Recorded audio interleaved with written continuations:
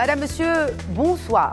S'il y a un secteur économique dans le monde qui souffre à l'agonie des conséquences de l'épidémie du coronavirus ou Covid-19, c'est bien celui du tourisme. Dans le monde, cette industrie pourrait perdre pas moins de 22 milliards de dollars cette année, d'après une étude menée par le Conseil mondial des voyages et du tourisme ainsi que le groupe Oxford Economics. Jusqu'à 50 milliards de dollars selon l'Organisation mondiale du tourisme. Et ça n'est que la partie visible de l'iceberg, puisque sans visibilité sur la durée précise de cette épidémie, il est difficile d'établir l'impact complet du Covid-19 sur le tourisme mondial. Le Maroc n'échappe malheureusement pas à cette hémorragie et les sonnettes d'alarme fusent de toutes parts de l'écosystème touristique dans la foulée d'une vague d'annulations sans précédent. La Direction générale de la Sûreté nationale prédit une chute d'1 million d'arrivées aux postes frontières d'ici mai. Et quand bien même l'épidémie disparaîtrait avec l'arrivée des beaux jours, comme le défendent les plus optimistes, il sera difficile, voire impossible, de rajouter le million d'arrivées supplémentaires en 2020. Mais au-delà de cet objectif, des emplois sont menacés et notre réserve de devises aussi. Rappelons que le tourisme emploie aujourd'hui 750 000 personnes au Maroc et crée le triple de ce chiffre en emploi indirect, sans oublier les recettes en devises qui ont atteint les 8 milliards de dollars en 2019. Quel est le plan de survie? Que demandent les professionnels et comment les autorités de tutelle comptent-elles répondre à cette urgence? Eh bien, opérateurs privés et ministères sont représentés sur ce plateau ce soir. Ils ont accepté notre invitation à débattre de ces questions vitales. Tout d'abord, pour représenter la tutelle, Tariq Sadiq, directeur de la stratégie de la coopération au sein du ministère du Tourisme, du Transport aérien, de l'Artisanat et de l'Économie sociale. Bonjour Monsieur Sadiq et bienvenue à vous sur ce plateau. Bonsoir et merci pour l'invitation. Pour représenter le secteur privé, la secrétaire générale de la Confédération nationale du tourisme, Wissal Gharbaoui. Bonsoir et bienvenue à vous aussi. Bonsoir, merci. Et un expert en tourisme, Mohamed Saïd Tahiri. Bonsoir et bienvenue à vous aussi. Bonsoir, sur ce plateau. merci pour votre invitation. Alors, un titre de presse qui m'a interpellée, Madame, Messieurs. Le tourisme mondial est clairement en quarantaine. Alors, l'Europe est-elle en train de rattraper l'Asie? Wissal Gharbaoui.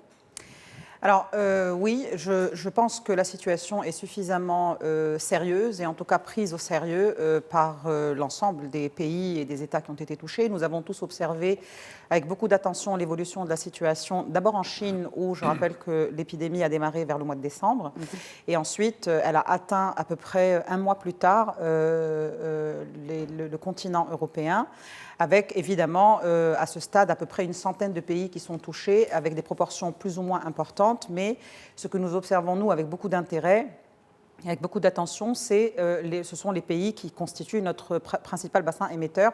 En effet, ce n'est pas une bonne nouvelle de savoir que l'Italie, un pays tout entier, est mis en confinement, que la France a mis en confinement un certain nombre de départements et restreint de manière assez sérieuse les déplacements de ses ressortissants. L'Espagne également est en train de s'acheminer vers cette procédure-là. Globalement, il y a des mesures draconiennes qui sont prises aujourd'hui par les gouvernements de manière à préserver évidemment la priorité qui est la sécurité sanitaire des citoyens et la sécurité sanitaire de l'ensemble de ces pays-là. Nous allons revenir justement à ces mesures entreprises par les gouvernements, notamment par le gouvernement marocain, mais peut-être une réaction. Mohamed Saïd Tahiri d'abord. Je confirme parfaitement ce qui vient d'être dit par Mme Gharbaoui. Au niveau mondial, il y a effectivement un certain nombre de mesures qui ont été prises par des gouvernements, particulièrement dans l'Asie et le Pacifique, effectivement, qui est aussi un bassin émetteur important, mais qui est aussi un bassin récepteur, particulièrement des touristes chinois. L'Organisation mondiale du tourisme aujourd'hui estime que la croissance négative devrait être entre 9 et 12%, en tous les cas, elle est de deux chiffres. Donc c'est important au niveau mondial. Cette estimation de l'Organisation mondiale du tourisme dans l'un des derniers rapports qui a été élaboré ces derniers jours se situe entre 1 et 3%. C'est important, c'est quelque chose comme 30 à 50 milliards de dollars. C'est extrêmement important. Mais ce que j'aimerais souligner, parce que nous l'avons vécu avec le SARS, parce que nous l'avons vécu avec la crise... 73 milliards de dollars hein, quand même. Mais parce que c'est resté sur la durée. Ce que je veux souligner par là, c'est que le secteur du tourisme est un secteur certes fragile. C'est un secteur qui est l'un des premiers à subir les effets de telles crises sanitaires importantes. Et jamais nous ne pourrons encourager quelqu'un à voyager s'il ne se sent pas en sécurité. C'est un secteur qui est fondé sur le contact humain, mais autant c'est un secteur fragile et l'un des premiers à subir les effets de la crise, autant c'est l'un des premiers à pouvoir se relever et à pouvoir entraîner avec lui l'ensemble des autres secteurs de l'économie. Donc oui, effectivement, il y a une situation qui est très critique aujourd'hui, mais il faut également se préparer à une relance, il faut se préparer à l'après-crise, et c'est de ça que nous devons parler aujourd'hui. D'autant tout de même que nous ne connaissons pas justement la date de l'après-crise, ou en tout cas de la fin de cette crise, pour parler déjà de l'après-crise. Au niveau du ministère, c'est-à-dire comment appréhendez-vous les chiffres qui ont été annoncés par l'Organisation mondiale du tourisme? Très bien. Peut-être, juste pour aller dans le même sens au niveau international, aujourd'hui, je pense qu'il y a plus de 100 pays qui sont touchés par la maladie. C'est une préoccupation d'ordre mondial. Et au Maroc, comme au niveau international, la première priorité, c'est au niveau de la santé et de la sécurité, de la population d'une manière générale, mais également, bien sûr, des touristes et surtout des employés, des professionnels du tourisme, dans les hôtels, les restaurants, les différents établissements touristiques. Différents chiffres ont été avancés, effectivement, par l'Organisation mondiale du tourisme, qui table sur peut-être une baisse de -1 à -3% pour 2020. Mais ce qui est intéressant de souligner, c'est qu'il y a encore quelques semaines, les mêmes prévisions de l'Organisation mondiale du tourisme tablaient sur une croissance de 3 à 4%. Donc juste pour dire à quel point la situation peut évoluer vite. Du côté de l'IATA, nous avons les derniers chiffres concernant le transport aérien parce que c'est l'un des secteurs ou des segments qui est le plus touché. On parle de pertes entre 63 et 110-115 milliards de dollars au niveau mondial, ce qui représente à peu près une baisse de 20% du chiffre d'affaires global. Donc, ce qui est sûr, c'est que l'impact est là, il faut en prendre acte. Maintenant, il faut le gérer avec la sérénité et le pragmatisme nécessaire pour pouvoir accompagner l'ensemble des acteurs. Donc c'est un peu dans ce contexte que se situe l'action et la réflexion du ministère. Alors, parlons du Maroc à présent. Ça nous intéresse tous et notamment nos chers téléspectateurs. Vous avez évoqué ce terme contexte. Dans quel contexte intervient cette crise de l'épidémie du coronavirus? Dans quel contexte du secteur touristique marocain intervient-elle? Très bien. Je pense qu'elle intervient dans un contexte où il y a eu pendant 3 à 4 années une dynamique positive dans le secteur. Je pense qu'on l'a tous suivi depuis 2016. Nous sommes sur un trend haussier, mais aussi significatif, que ce soit au niveau des arrivées, des nuitées, des recettes. Et même les premiers chiffres de 2019 l'ont confirmé. Donc, sur le mois de janvier, on était quand même sur un trend haussier. Je pense qu'on était à plus 10% au niveau des nuitées sur l'ensemble des destinations du Maroc. On était à plus 11% au niveau des recettes en devises. Et donc, c'est dans ce contexte global-là. Maintenant, comme je l'ai dit, la situation évolue, et elle évolue vite et rapidement. Donc, nous suivons avec beaucoup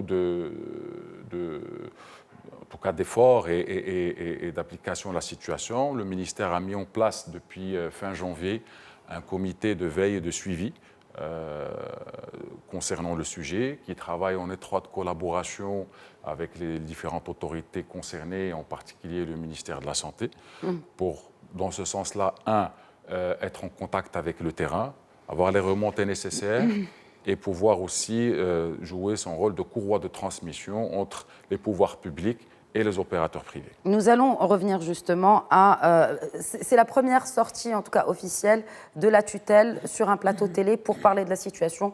Je vous remercie d'ailleurs d'avoir accepté cette invitation d'Éco-Débat. Nous allons revenir à ces dispositions prises par le ministère, mais avant, je voudrais faire réagir la représentante des professionnels du secteur touristique, Wissal Gherbaoui.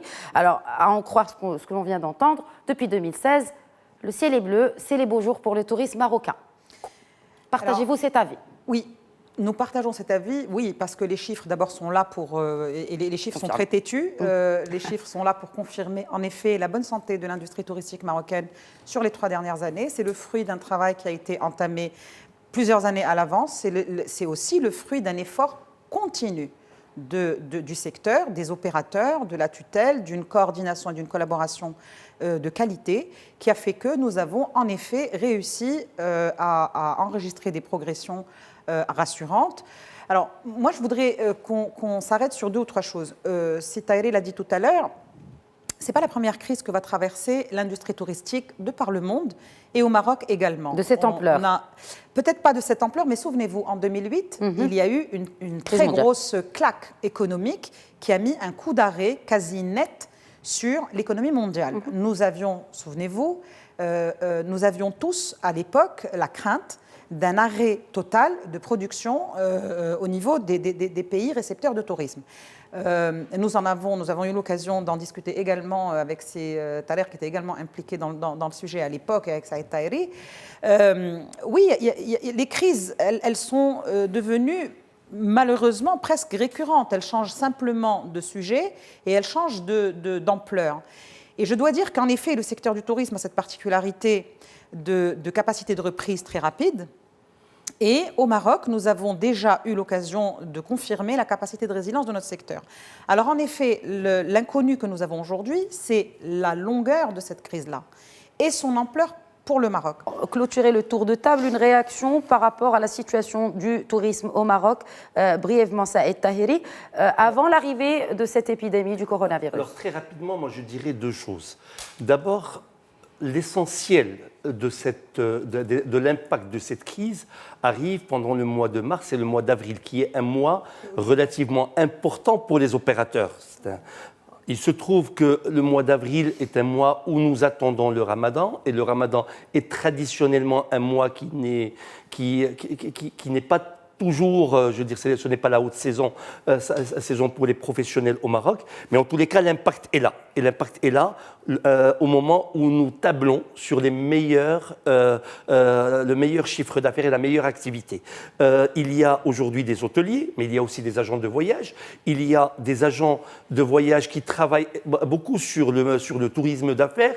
Il y a les autocaristes et il y a des échéances que ces professionnels sont obligés de réaliser et auxquels ils doivent faire face. Et c'est par rapport à ces échéances qu'il y a aujourd'hui une inquiétude de ces professionnels, parce qu'ils doivent rester debout, ils doivent se préparer à une reprise à laquelle nous croyons tous. Nous pensons qu'il y a effectivement un impact important sur le tourisme d'abord, mais également sur le reste de l'économie. Forcément un impact demain, parce que la crise économique qui va être engendrée par ce qui se passe aujourd'hui va se poursuivre et avoir une continuité sur le secteur du tourisme, mais nous sommes conscients et certains de notre capacité de résilience et de notre capacité de se relever quand il y a une crise comme celle-ci. Nous l'avons déjà fait et nous sommes capables de le faire. Rappelez-vous CAP 2009, rappelons-nous ce qui s'est passé au moment du SARS. Nous avons la capacité aujourd'hui...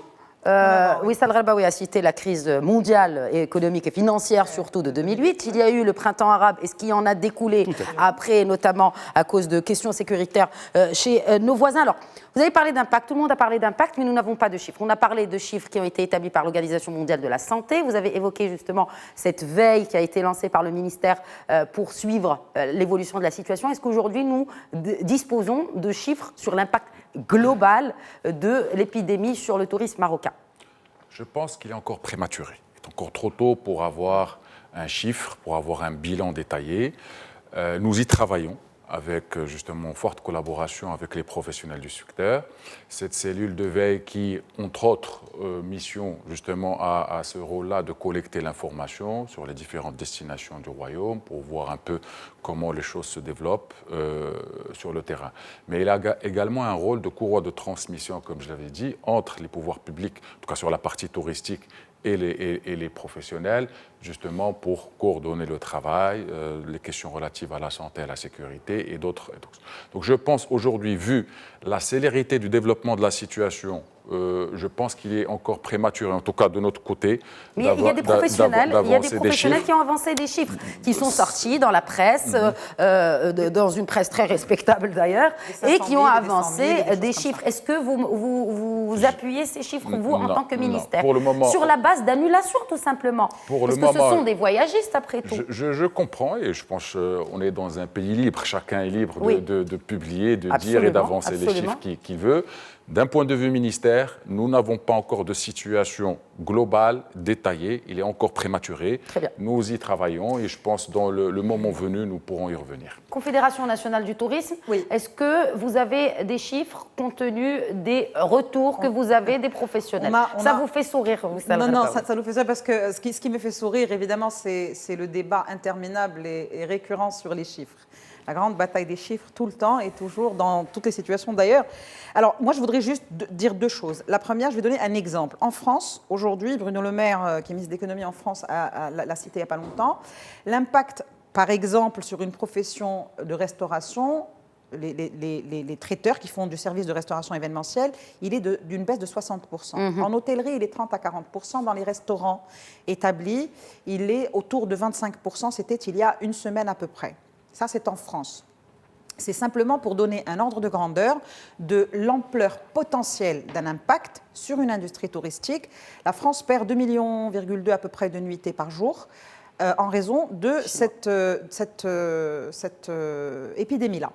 Aujourd'hui, pour ce qui est du Maroc, nous avons lancé il y a quelques jours, la semaine dernière, nous avons lancé un travail de récolte d'informations que nous allons pouvoir traiter, analyser dans les 2 prochains jours auprès de l'ensemble des régions. Nous souhaitons faire un travail structuré, un travail organisé, et nous ne souhaitons surtout pas spéculer sur la situation. Aujourd'hui, les marchés qui sont touchés et qui nous touchent à cause de cette situation-là sont connus. C'est le marché chinois, clairement, parce qu'il a été fermé, le marché européen avec l'Italie qui a, à partir de hier, il me semble, a arrêté les vols d'Italie et vers l'Italie. La Royal Air Maroc a fermé également ses lignes, toutes ses lignes vers ce pays-là. La France, on commence à recenser des réductions importantes d'offres de sièges sur la France parce que les opérateurs, évidemment, n'ayant pas de demande, ils enregistrent des annulations de sièges en masse. Et donc, nécessairement, il y a un impact. Il ne serait pas raisonnable de dire que l'impact sera minime. Ce ne serait pas raisonnable. Maintenant, en termes de chiffres précis, nous pensons que autour de 30%, si la situation ne s'aggrave pas beaucoup en Europe. C'est-à-dire qu'il faut faire la différence entre un impact qui est lié à l'évolution de la situation dans les pays émetteurs et un impact qui est lié à l'évolution de la situation à l'intérieur du pays. Oui. Ce sont deux choses différentes. Émetteur et surtout émetteur majeur. Parce que émetteur majeur, vous avez raison. Si l'Europe est touchée comme l'Asie. Absolument. Aujourd'hui, lorsque vous avez un pays comme l'Italie, et une grande pensée pour nos collègues opérateurs qui sont spécialisés sur ce marché-là depuis plus de 20 ans, qui aujourd'hui ont connu un coup d'arrêt net sur leurs réservations. Ça ne représente pas la majorité. Mais une très grande majorité d'opérateurs travaillent sur le marché français, sur le marché espagnol, sur le marché britannique, sur le marché allemand.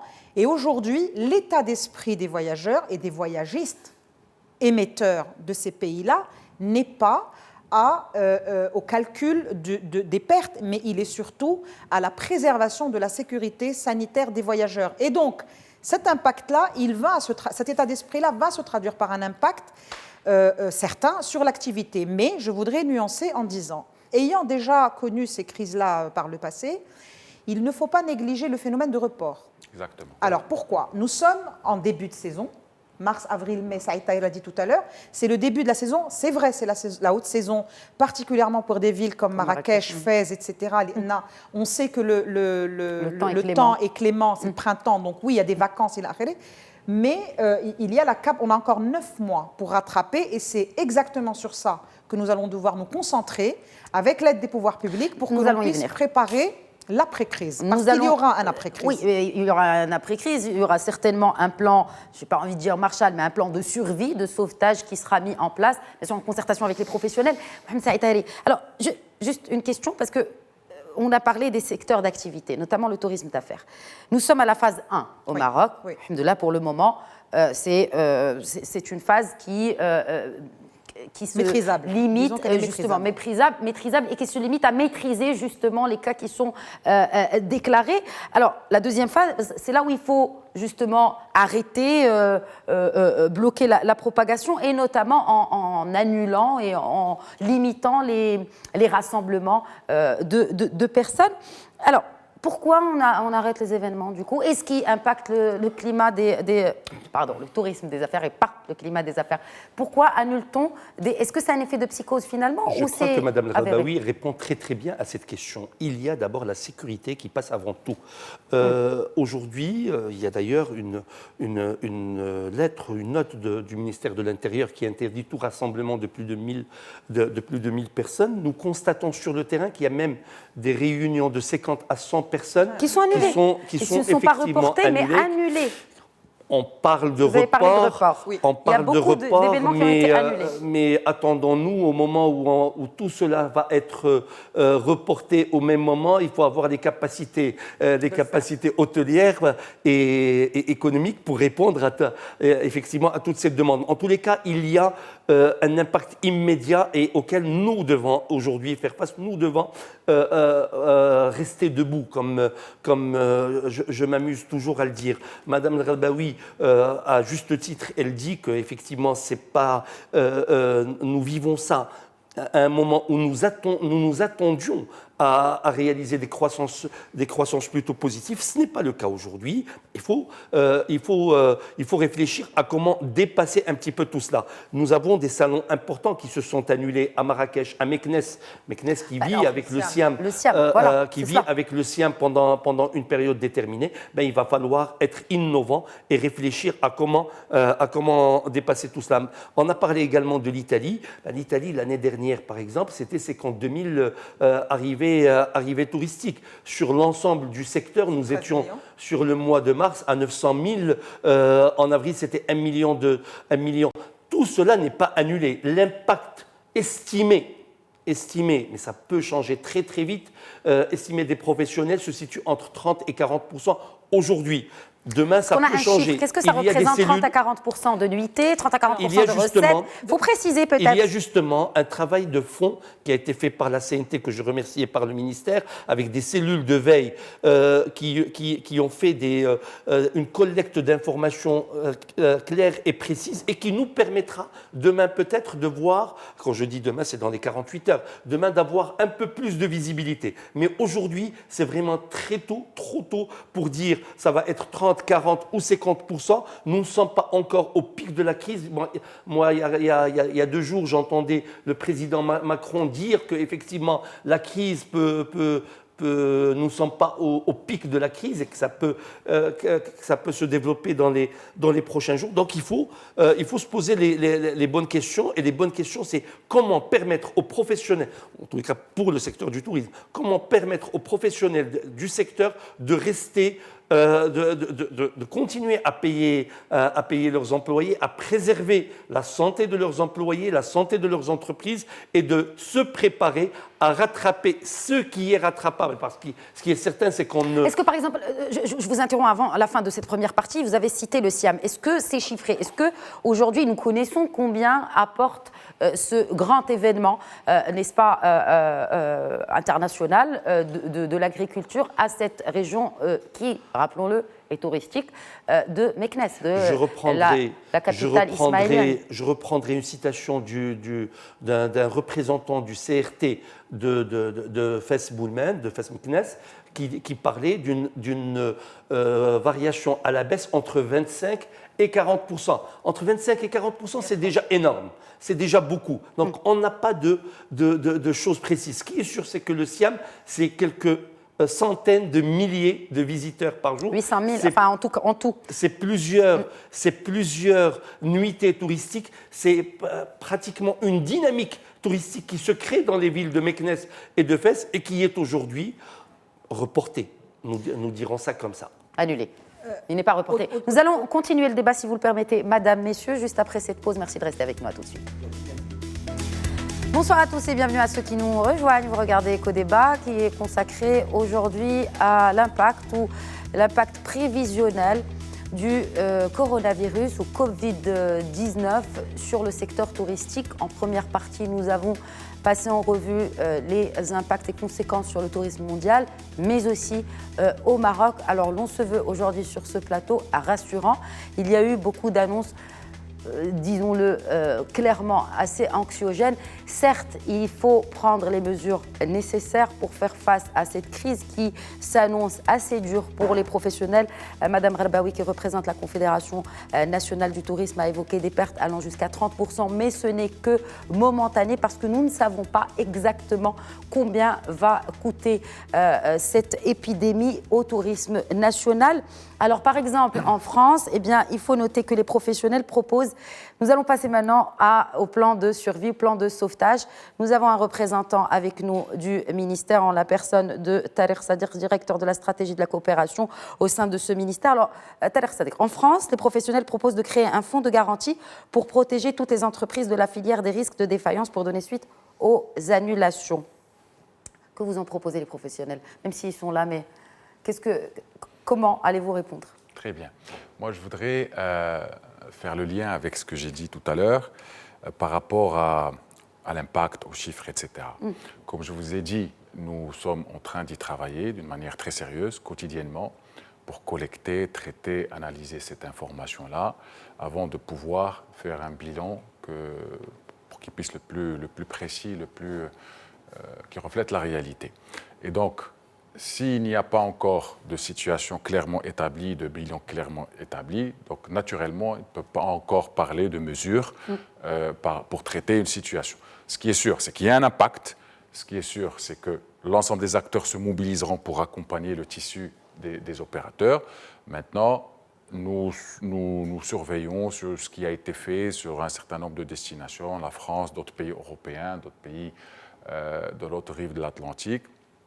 C'est des mesures, dans la plupart des cas, qui sont valables à l'ensemble des opérateurs économiques, pas essentiellement aux acteurs des secteurs. Mais ce qui est clair, c'est qu'il va y avoir, en tout cas l'ensemble des acteurs sont d'accord qu'il faut une mobilisation globale.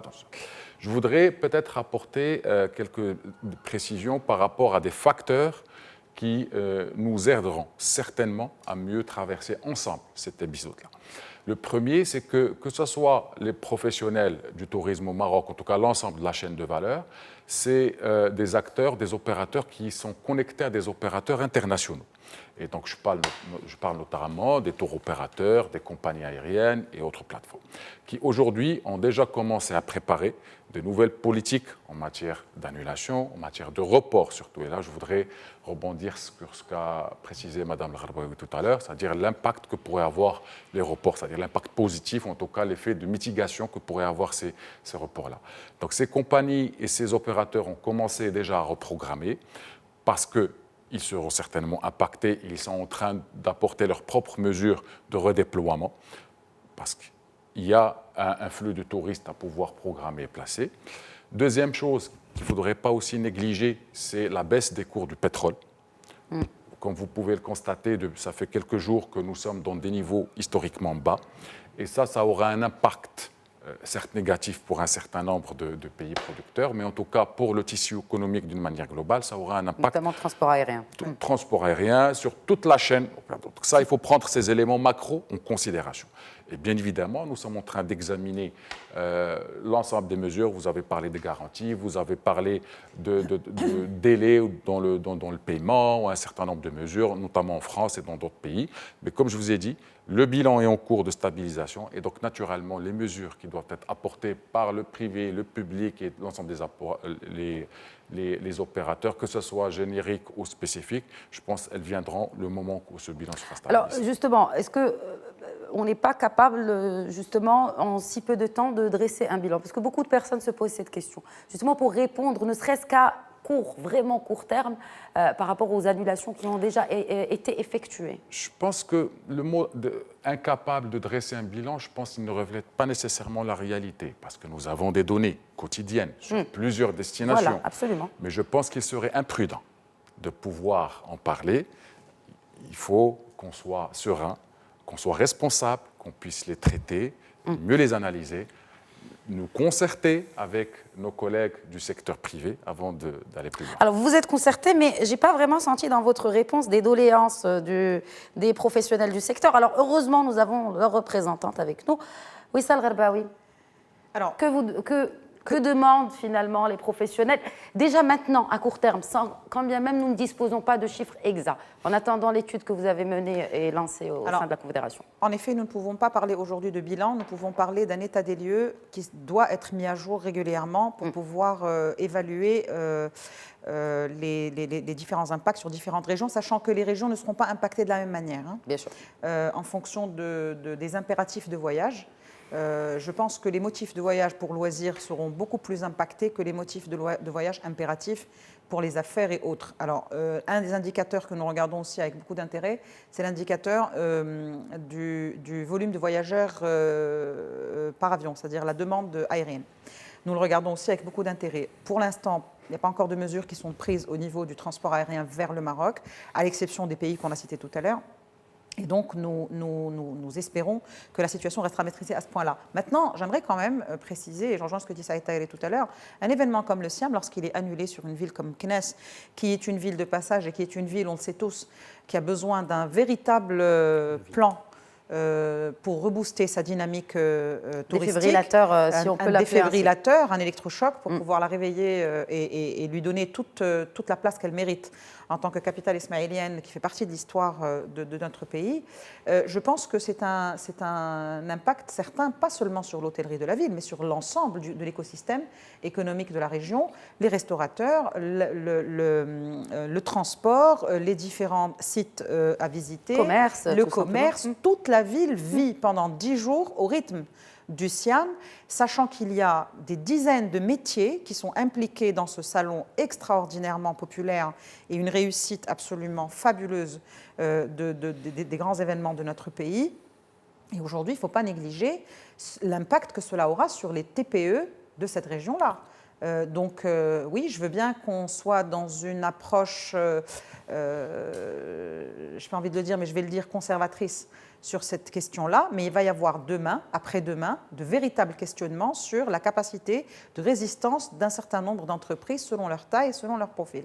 Ce que nous demandons, nous, en tant qu'opérateurs, et je pense que nous allons devoir nous y diriger très tôt, très vite, c'est de pouvoir mettre en place toute une batterie de mesures sur lesquelles il va falloir qu'on se mette d'accord. Comme quoi de manière à ce que l'on puisse les déclencher à l'instant T lorsque cela sera réellement nécessaire. Quelques exemples. Alors, ce qui me paraît évident, ça va être le report des charges sociales et fiscales. C'est quelque chose que nous pensons possible. Il s'agit de mettre en place un mécanisme efficace, fluide et rapide. Il ne faut pas non plus que ce soit une usine à gaz en termes de traitement, parce que lorsque l'échéance, et on le sait tous, lorsque l'échéance fiscale ou sociale est échue, elle devient due. Donc l'idée, c'est qu'on puisse trouver de manière intelligente, fluide, efficace, pratique et pragmatique un instrument pour demander les reports des échéances fiscales et sociales. Parce qu'aujourd'hui, ce qui est mis en jeu, c'est la trésorerie des entreprises. Absolument. Et le premier enjeu auquel nous sommes attachés, c'est le maintien de l'emploi. Il n'est pas question de mettre les entreprises sous stress de trésorerie et de commencer à nous poser des questions sur la stabilité de l'emploi. La stabilité de l'emploi n'est pas négociable au niveau de l'ensemble du tissu des entreprises de ce secteur. Est-ce qu'il y a des risques de chômage technique? On parle déjà de risques de chômage technique en France. Est-ce que c'est le cas au Maroc aujourd'hui, Wissal Gharbaoui? Alors aujourd'hui, ce risque-là n'est pas évalué encore pour des raisons de configuration et de spécificité des emplois qui sont dans le secteur. Nous le savons tous, il y a des emplois qui sont fixes, il y a des emplois qui sont saisonniers. Et donc c'est ce qui permettra probablement d'avoir un équilibre relativement acceptable à l'intérieur du tissu de l'emploi. Mais aujourd'hui, l'enjeu, il est majeur au niveau de la stabilité de l'emploi et c'est ce à quoi nous allons tous nous employer pour pouvoir le maintenir et le préserver et tenir notre promesse responsable en tant qu'opérateur économique. Est-ce que ces recommandations /doléances/demandes ont été communiquées à la tutelle? Alors, ce sont des sujets dont nous avons parlé au niveau du secteur privé. Cet après-midi et demain, nous avons des séances de travail avec l'administration de tutelle pour que l'on puisse en effet rentrer dans le détail. J'ai très envie de dire que ces mesures-là ne sont pas, on ne les a pas inventées, ce sont des mesures de bon sens d'abord. Oui, qui ont déjà été annoncées pour d'autres pays. Qui ont déjà été annoncées ailleurs. La France, en l'occurrence. Ce sont des mesures de bon sens et ce sont des mesures qui ne sont pas propres au secteur du tourisme. Ce sont des mesures, je pense au secteur par exemple de l'automobile, je pense au secteur de l'aéronautique, je pense au secteur du textile, tous les secteurs qui ont connu, toutes les industries qui ont connu un impact frontal à cause de la mise en arrêt de la production industrielle en Chine, elles vont traverser ou elles sont en train de traverser à peu près des situations similaires. Et donc ces sujets-là, évidemment, il va falloir maintenir les équilibres, il va falloir qu'on aborde ces sujets-là avec beaucoup de responsabilité et en respectant les proportions de l'impact qui sera enregistré ici et là par secteur. En tout cas, dans l'industrie touristique, nous comptons travailler évidemment sur ces sujets-là avec l'administration de tutelle, avec l'ensemble des administrations qui seront concernées finalement. Voilà, parce justement, que il n'y a pas que le tourisme. Mais nous avons la chance. Il y a le GPBM aussi, parce que il y a le GPBM, il y a la DGI, il y a le ministère des Finances. Il faudra mettre tout ce monde-là autour de la même table. Mais madame, c'est une affaire qui concerne de ce secteur qui représente 7% de notre PIB. Merci, c'est 7% du PIB national dont il est question. Et c'est un peu plus de 2,5 millions d'emplois directs et indirects. Donc oui, il va falloir qu'on se penche dessus. Autant de personnes que nécessaire, autant d'acteurs que nécessaire, en tout cas pour trouver les réponses les plus adaptées. Est-ce que le fait qu'on ait, vous l'avez dit tout à l'heure, qu'on ait déjà traversé des crises similaires, si ce n'est plus grave, notamment le SARS en 2013, nous a plus ou moins déjà préparé à cette situation? Ça est terrible. Je crois que ce qui nous a permis, lors de ces crises, 2008, le SARS en 2003, le printemps arabe, ce qui nous a permis de tenir et de reprendre avec une excellente reprise de ce secteur, c'est que justement nous avons su rester sereins. Nous avons su ne pas céder à la panique et à la psychose, aussi bien les professionnels que la tutelle. Et je crois aussi qu'une particularité marocaine par rapport à ce secteur du tourisme, c'est que nous avons toujours travaillé ensemble.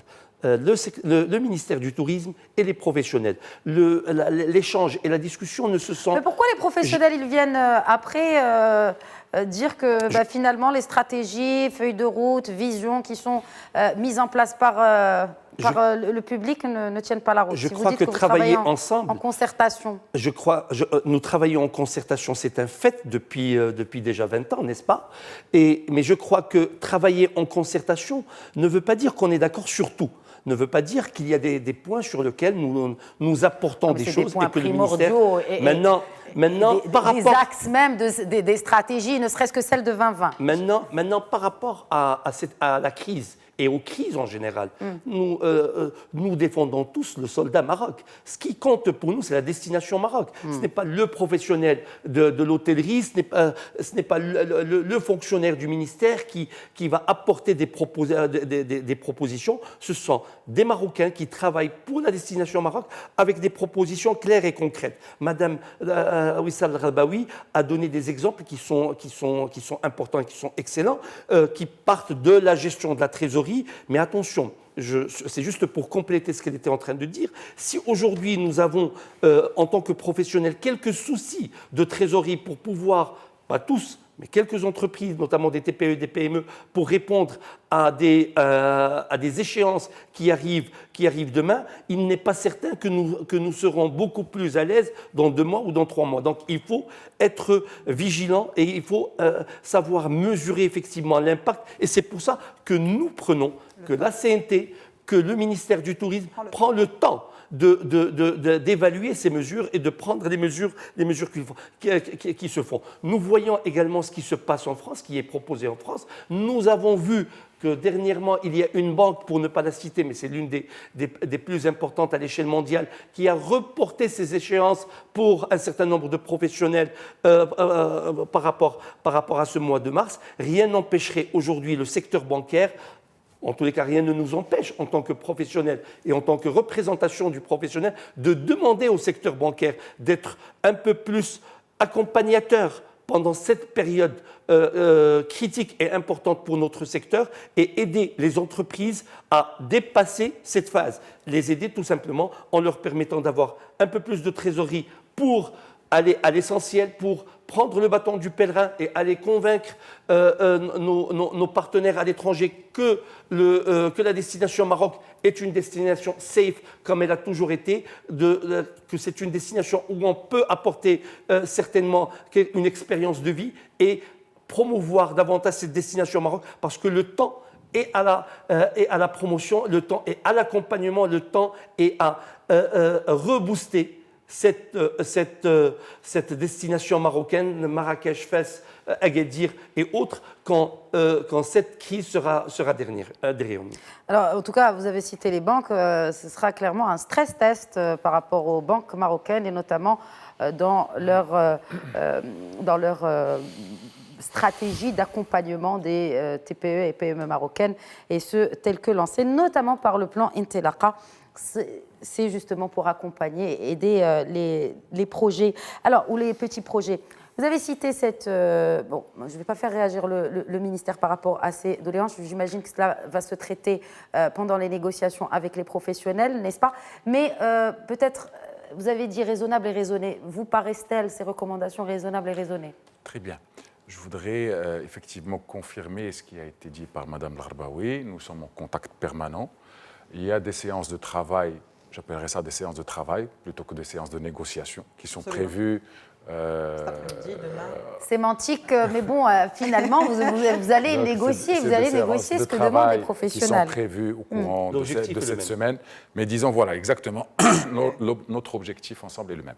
Je voudrais peut-être juste compléter par rapport à un autre aspect, c'est que malgré cette situation, on a parlé de résilience, on a parlé de priorité à l'emploi, on a parlé de priorité à la santé et à la sécurité des populations et des travailleurs. Mais entre-temps, nous avons toujours des touristes au Maroc. Absolument. Ils sont là. Et notre devoir, tous, c'est que la qualité de la prestation de service par rapport à ces touristes-là, en ces moments difficiles, soit aussi une priorité. Et donc, c'est aussi un élément qu'on doit débattre, qu'on doit discuter tous, parce que c'est des précurseurs, c'est des prescripteurs, pardon, des ambassadeurs du Maroc que nous devons soigner particulièrement. Et un autre aspect peut-être, c'est que ce débat que nous sommes en train d'avoir aujourd'hui sur le secteur du tourisme, il est aussi valable par rapport à d'autres secteurs. Oui, c'est ce que ça a dit, Mme Rabel. C'est exactement ce qu'elle a dit. Donc il y a aussi une réflexion plus macro, plus globale à avoir. Mais il y a certains secteurs qui sont plus touchés que d'autres. Tout à fait, bien évidemment. Notamment le tourisme. Bien évidemment. Donc il y a des réflexions à mener d'une manière transversale et globale. Vous avez cité le GPBM, la CGEM, les pouvoirs publics, etc. Et bien évidemment, sur l'ensemble de ces mesures, il va falloir faire le tri sur ce qui est spécifique. Donc, je confirme, nous sommes en train de discuter, nous mènerons nos discussions, et notre objectif, je pense, commun est le même, c'est que la destination Maroc puisse traverser cette crise avec le minimum de dégâts possible, qu'elle puisse très rapidement recouvrer en tout cas sa compétitivité, sa santé. Puisqu'on parle de virus. Mais il faut aussi être agile. Parce qu'en ces moments difficiles, qu'on peut tous aller chercher les opportunités de demain. L'opportunité de demain est-elle dans le marché local, national? C'est ce que vous insinuez? Pas uniquement. Le marché national est très important, certes. C'est notre premier marché en termes de nuitée, loin devant les autres marchés. Et donc, c'est une importance. Mais il ne faudrait pas considérer le marché national comme un matelas ou de sécurité. Non, c'est un marché en tant que tel que nous travaillons. Mais des opportunités aussi à l'échelle internationale.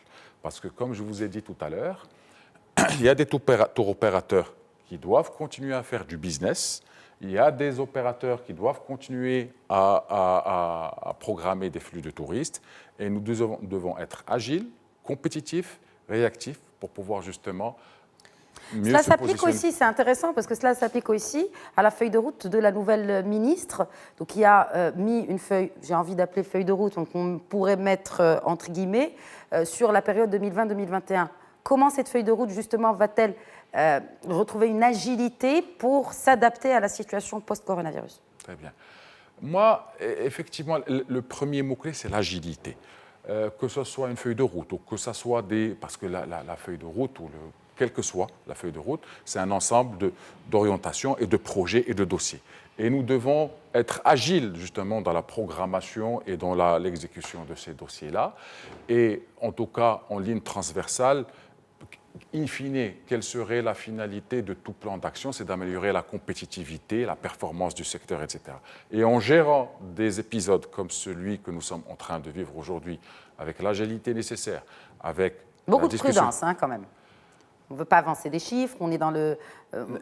Prudent, je pense que le plus facile, un des comportements le plus facile qui puisse exister, c'est d'avancer des chiffres, sans nécessairement avoir les fondements nécessaires pour les baquer, pour les justifier, mais pour aussi pouvoir être responsable, imputable devant ces chiffres-là. Donc nous appelons ça de la sérénité et du pragmatisme. Il ne faut pas avancer des chiffres ou des mesures juste pour pouvoir les avancer, mais nous croyons et nous sommes convaincus qu'il faut mettre en place les mesures nécessaires pour remédier à une situation particulièrement importante. Est-ce qu'on a un échéancier par rapport justement à la première action qu'il devrait faire, un plan d'action par rapport à la première action qu'il sera déclenché pour donner un coup de main aux professionnels? Je pense que la première action est déjà en cours. C'est la discussion que nous avons avec l'ensemble de nos opérateurs, avec l'ensemble de nos partenaires. La deuxième action, elle est aussi déjà en cours. C'est cette question de veille permanente et du suivi permanent de l'évaluation de la situation. Et je pense que les autres actions concrètes seront le résultat de ces deux premières actions-là. Donc on n'a pas d'échéancier? Pas vraiment. Je ne pense pas qu'il soit opportun de se donner, de se limiter, il faut faire agir. Nous agissons tous les jours. Tous les jours, il y a du travail qui se fait. Quelles sont les leçons à tirer de cette crise de l'épidémie de coronavirus pour clôturer ce tour de table et cette émission? Tout d'abord, Wissal Gharbaoui. Alors, moi, je pense qu'il faudrait qu'on observe des choses, on va dire, à court terme.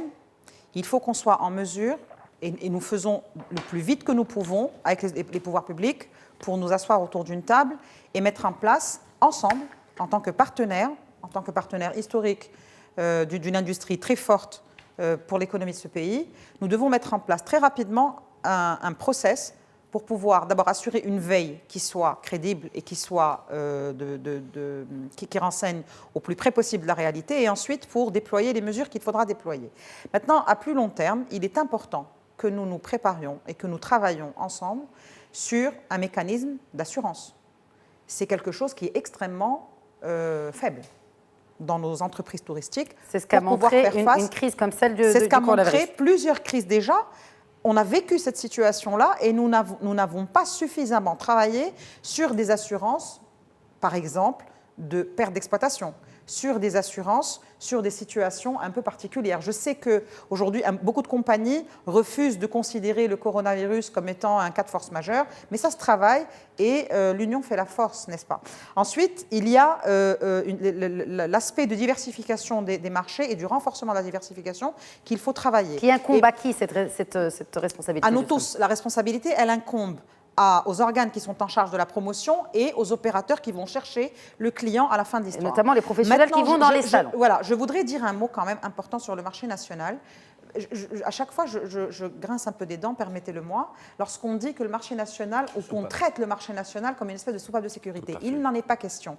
Il est clair qu'une économie saine, de par le monde, n'est saine que parce qu'elle repose d'abord sur une demande intérieure. Tariq Sder l'a dit tout à l'heure, les nuitées en établissement d'hébergement classé dans notre pays, le marché national représente le deuxième client. Aujourd'hui, c'est très important que l'on puisse adresser ou plutôt notre premier marché est le marché national. Il faut qu'il le reste. Et le marché national, lui-même, le consommateur marocain, ne se considère pas comme une soupape de sécurité. Il voyage dans son pays de la manière la plus naturelle possible. Alors, il consomme plus de nuitées que l'étranger, je suis d'accord. Donc aujourd'hui, c'est peut-être aussi une occasion pour nous de renforcer le positionnement et de renforcer l'offre que nous adressons au marché national.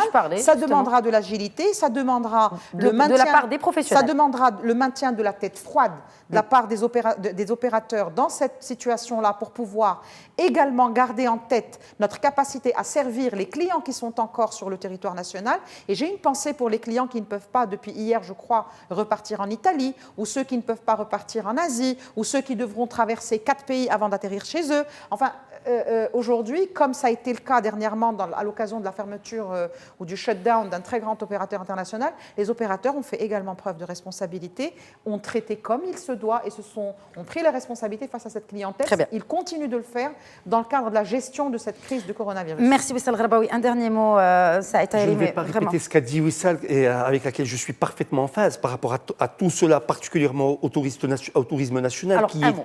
Qui est vraiment un segment important de notre secteur. Moi, je dis, il ne faut pas céder à la panique-attitude.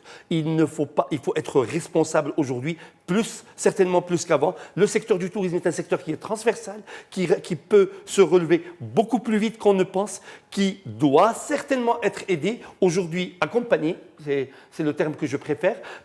Aujourd'hui, aussi bien la représentation de la profession que le ministère de tutelle sont en train de travailler. Nous alimentons, nous professionnels, par de l'information, par de la réflexion, ce travail commun. Il faut y aller, il faut peut-être se battre davantage. Et aujourd'hui, le secteur du tourisme est aujourd'hui 7% du PIB, 750 000 salariés, 3 fois plus en emploi indirect. Mais c'est un secteur qui a un immense potentiel, qui peut donner davantage si on l'aide. Et dans cette crise, il y a certainement, Thaler Sadiq l'a très bien compris, elle a dit, et il y a certainement une opportunité à nous professionnels d'aller la chercher chez nos clients pour leur montrer, leur démontrer que le tourisme marocain se porte bien, que le tourisme marocain peut être une excellente destination à promouvoir davantage. Et nous comptons sur ça aussi, sur le ministère du Tourisme, pour augmenter le budget de promotion de l'Office national marocain du tourisme. C'est un autre débat. C'est un autre débat. C'est un autre débat, mais c'est un vœu qui revient à chaque fois. Mais je pense qu'on a bien entamé justement cette discussion, on va dire, entre public et privé sur ce plateau. Et d'ailleurs, je voudrais, par cette même occasion, vous inviter à voir avec vous, quand vous allez mettre en place la stratégie pour répondre à cette épidémie de coronavirus, à venir la défendre sur ce plateau. Thaler Sadiq, merci beaucoup d'avoir accepté l'invitation d'Éco-Débat. Remerciements également à notre cher ami Mohamed Saïd Tahiri, expert en tourisme, et à la secrétaire générale de la Confédération nationale du tourisme, Wissal Gharbaoui. Toujours un plaisir de vous avoir sur ce plateau. Merci Khadija, merci beaucoup. Merci de votre fidélité. Voilà, c'est tout pour Éco-Débat ce soir. Je vous donne rendez-vous la semaine prochaine. D'ici là, très bonne semaine.